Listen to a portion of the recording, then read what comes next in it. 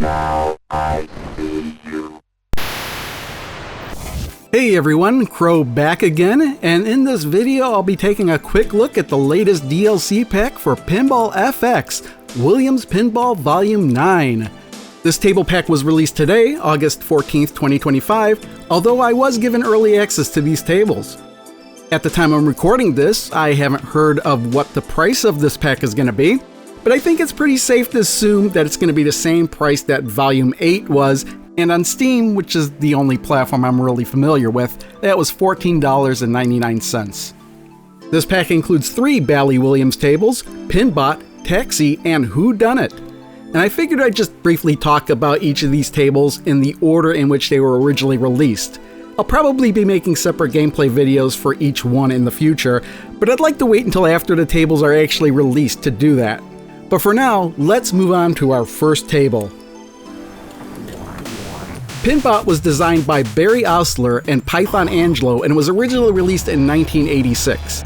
It has an outer space fantasy theme, and it's the first game in a trilogy that continues with The Machine, the Bride of PinBot, which is also available in Pinball FX, and Jackpot, which is not available yet in Pinball FX. I guess the main gimmick of this table is that the machine you're playing on is in fact PinBot. When you plunge the ball, it'll travel up a spiraled ramp with 3 holes for the ball to drop through. The goal is to plunge with just enough force to have the ball fall through the middle hole, which is worth the most amount of points.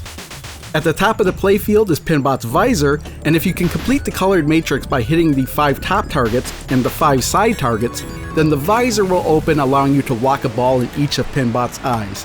The visor can also be opened with one shot if the first target you hit happens to line up with the moving line of lights. Locking the 2 balls will begin a 2-ball multi-ball mode with double scoring. Personally though, what I prefer to go for in this table is the advancing planets, which can be done one of 2 ways.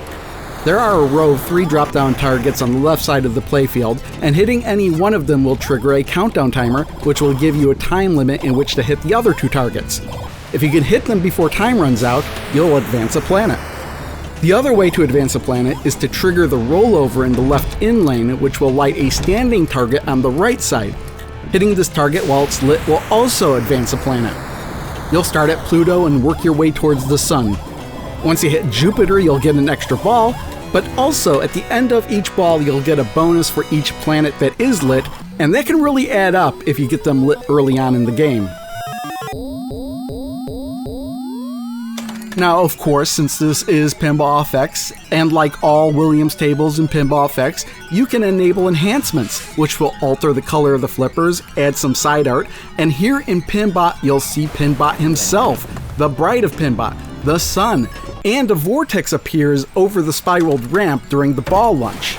When the ball enters the pop bumper area, it'll cause lightning to shoot out all over the place, and if you manage to get the ball to drop through the hole above, PinBot and the Bride will dance over the pop bumpers as long as the ball is in there. I actually don't mind these enhancements. I feel like they aren't that distracting and they don't really block your view of anything important, while still livening things up a bit. Now, PinBot can be a tough table. I mean, this comes from an era that didn't have a timed ball save, but this has always been one of my favorites, and this is easily my favorite of the 3 tables in this pack. Now I see you.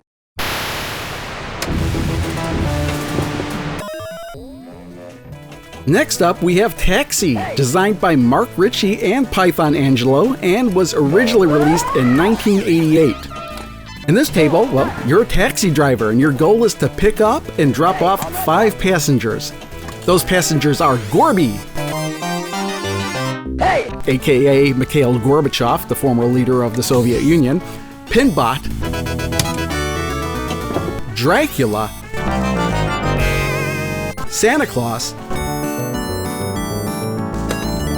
and Lola. Wait, who's Lola?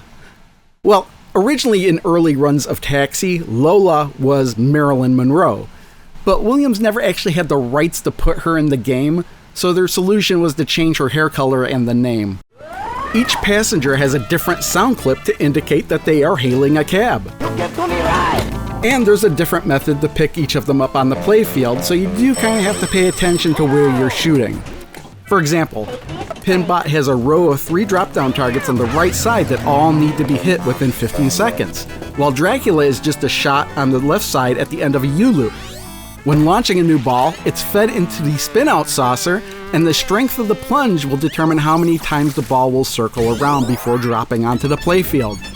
For each complete revolution, the reward option will advance, and whatever's lit when the ball falls is what's collected. Of course, you'd want to collect the highest point value, 100,000 points, but the 25,000 point value isn't bad as well because you'll automatically collect the passenger as well. There's a 2-ball multi-ball mode as well, and it's not really difficult to activate. All you need to do is lock a ball in Express Lane 1 when it's lit, and then shoot the left ramp, and that's it. But multi-ball isn't really the best thing to be going for on this table. The thing that should be focused on is collecting all 5 passengers and then dropping them off at the top of the playfield for a jackpot.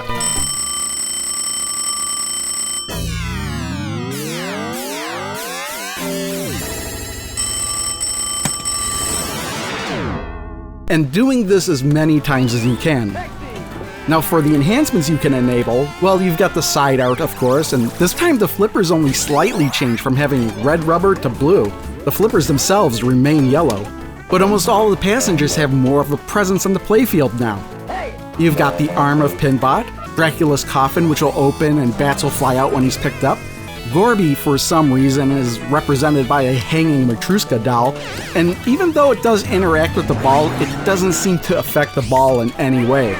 The Santa spot has a cloud for some reason, and the only relation this has to Santa is that it'll snow.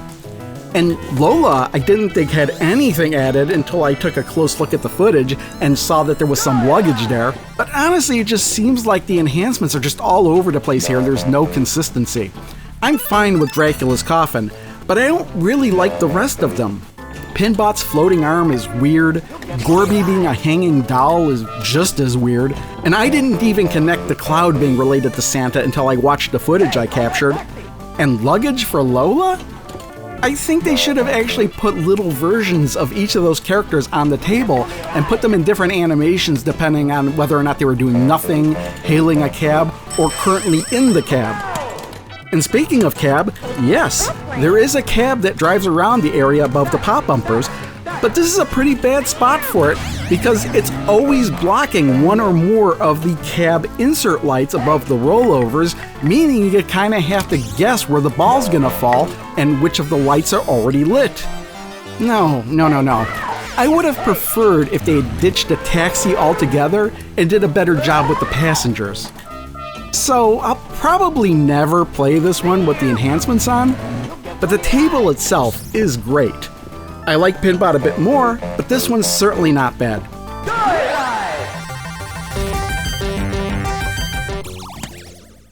Lastly, we have Who Done It, designed by Dwight Sullivan and Barry Ausler, and it was originally released in 1995. This is a murder mystery themed game that takes place sometime in the 1930s. There are 5 cases to solve and 5 characters involved, not including the detective who you are in control of.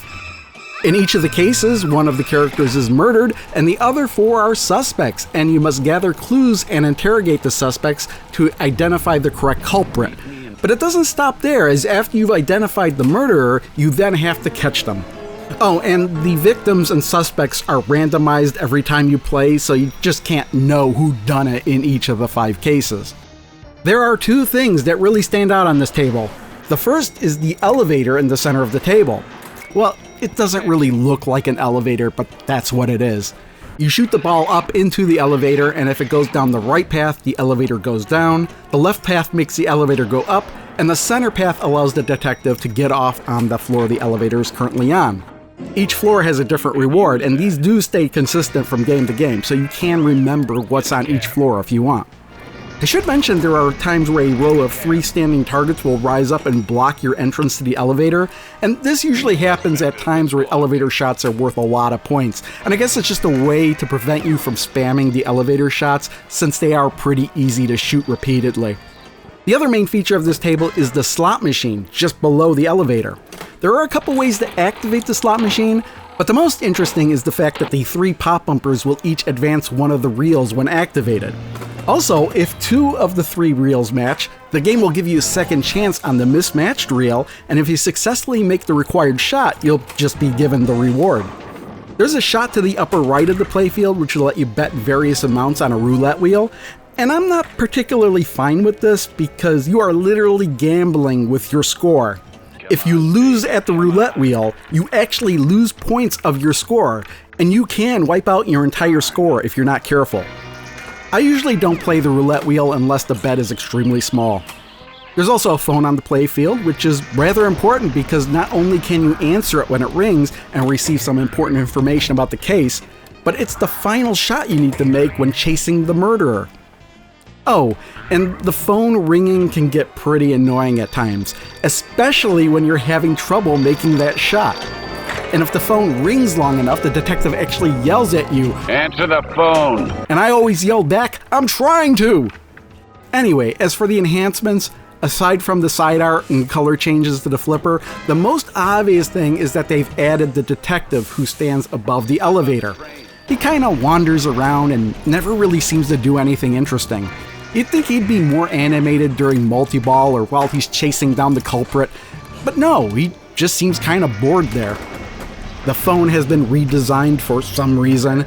It functionally does the same thing as the original version of the phone, so I'm not really sure why they changed it. Also, a camera has been added to the apron on the left side, and you'd think it was just added for aesthetics, but a camera flash will go off whenever evidence is found or the correct suspect is fingered. You almost don't even notice it, but I think that was a good addition. There's also a gun that's been added over on the left slingshot, but the one thing I'm surprised they didn't enhance is the roulette wheel. I thought for sure it would animate when you place a bet, but nope, it just remains static.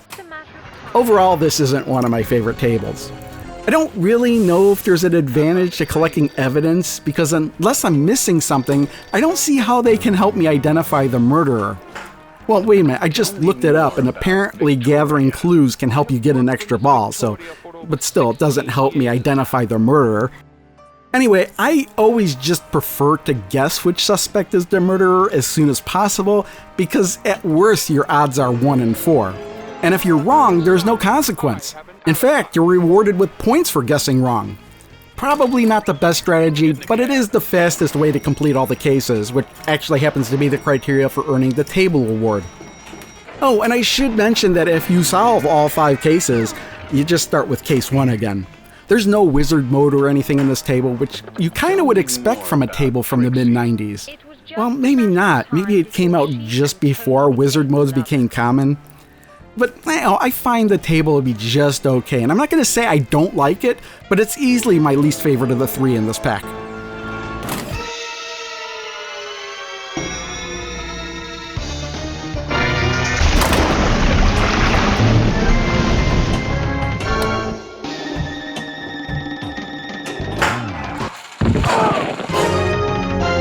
Most impressive. And there you have it! Williams Pinball Volume 9 for Pinball FX. I know there are many of you out there that only care about the Williams releases, and this certainly isn't a bad one. PinBot and Taxi are certainly classics, and I don't really know how popular dunnit is, but I think there are fans of it out there. I don't think anybody would say it's a bad table, it's just not one I'm really into. Anyway, I'll probably get some gameplay of these tables out there in the future, so see you next time.